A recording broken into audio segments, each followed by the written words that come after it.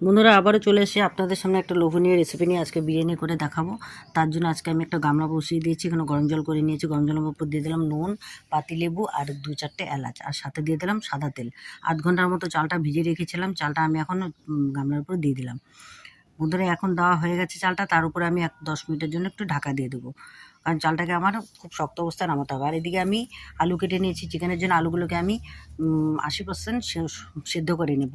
আর এখানে একটা চিকেনের জন্য পেস্ট বানাবো। পেস্টটার মধ্যে আলু নিয়েছি, পেঁয়াজ, কাঁচা লঙ্কা, রসুন, এটাকে পেস্ট করে নিয়েছি। পেস্ট চিকেনের উপরে পেস্ট দিয়ে দিলাম, আর নুন, হলুদ, আর এদিকে সরষের তেল, ধনে গুঁড়ো, এটা দিয়ে আমি এটাকে রেখে দিয়েছি। এখানে ভাতটাকে ঘেটে দেখলাম প্রায় হয়ে গেছে, তার উপর দিয়ে দিলাম 2টো তেজপাতা। আর এদিকে আলুটা 80% সিদ্ধ হয়ে গেছে, আলুটাকে আমি নামিয়ে দিলাম।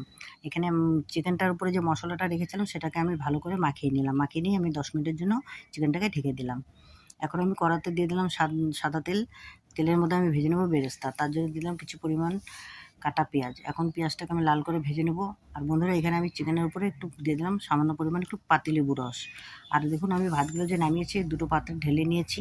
এদিকে বেরেস্তা আমার হয়ে গেছে, বেরেস্তাগুলোকে আমি নামিয়ে নিলাম, বেশ লাল করে ভেজে নিয়েছি। এদিকে কড়া বসিয়ে দিয়েছি। আর 80% যে আমি আলুটাকে সেদ্ধ করেছিলাম সেই আলুটাকে আমি লাল করে ভেজে উঠিয়ে নিলাম। এখন আমি কড়া বসিয়ে দিলাম, কড়াতে আমি তেল দিয়ে তারপর দিয়ে দিলাম শুকনো লঙ্কা, তেজপাতা আর 2টো এলাচ। এর মধ্যে দিয়ে দেবো আমি যে ম্যারিনেট করে রেখেছিলাম চিকেনটার টুকরোগুলোকে আমি এক এক করে দিয়ে দেবো। বন্ধুরা দেখুন খুব ভালোভাবে দেওয়া হয়ে গেছে, এখন একটু ঘেটে নেব।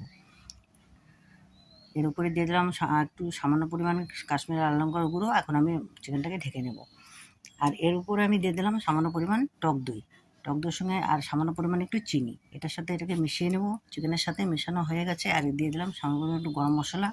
এটাকে দিয়ে আমি এখন দেখুন বন্ধুরা প্রায় শুকিয়ে গেছে গ্রেভিটা। এখন আমি দিলাম পরিমাণ মতো জল, মানে বেশিও দিলাম না কমও দিলাম না। এখানে আমি গামলার মধ্যে কিছু পরিমাণ ঘি দিয়ে গামলাটাকে মেখে নিলাম। তার উপরে দিয়ে দিলাম আমি সাদা ভাত, যে ভাতটা আমি রান্না করতাম। ভাতের উপর দিয়ে দিলাম আলুগুলো যে ভেজে রেখেছিলাম, আলুগুলোকে আমি পরপর সাজিয়ে দিলাম।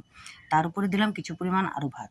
ভাত দেওয়ার পরে আমি যে মাংসগুলো রেখেছিলাম, চিকেনগুলোকে আমি দিয়ে দিলাম, এক এক করে সাজিয়ে দিলাম। তার উপরে দিয়ে দিলাম সামান্য পরিমাণ গ্রেভি দেওয়া হয়ে গেছে। তার উপরে দিয়ে দিলাম আমি আরও সামান্য পরিমাণ ভাতটা দেওয়ার পরে উপরে আমি দিয়ে দেবো এখন বেরেস্তা। লাল করে যে বেরেস্তাটা ভেজে রেখেছিলাম সেই বেরেস্তাগুলো দিয়ে দিলাম। তার উপরে দিয়ে দিলাম সামান্য পরিমাণ ভাত। তার উপরে দিয়ে দিলাম আমি ঘি, পরিমাণ মতো যতটা ঘির পরিমাণটা একটু বেশি লাগবে দিলাম। তার উপরে দিয়ে দিলাম গরম মশলা। এবার আমি একটু আটা মেখে রেখেছিলাম, আটা দিয়ে আমি মুখটাকে বন্ধ করে দিলাম। এর উপরে হালকা আঁচে আমি বসিয়ে দিলাম। পাশে বসিয়ে দিলাম আমি ডিম। বিরিয়ানির সঙ্গে ডিমটা যদি না হয় তাহলে খেতে বন্ধুরা ভালো লাগে না, তাই আমি এক্সট্রাভাবে 3টা ডিম বসিয়ে দিয়েছি। দেখুন বন্ধুরা আমার বিরিয়ানিটা রান্না কেমন হয়েছে। ভালো লাগলো।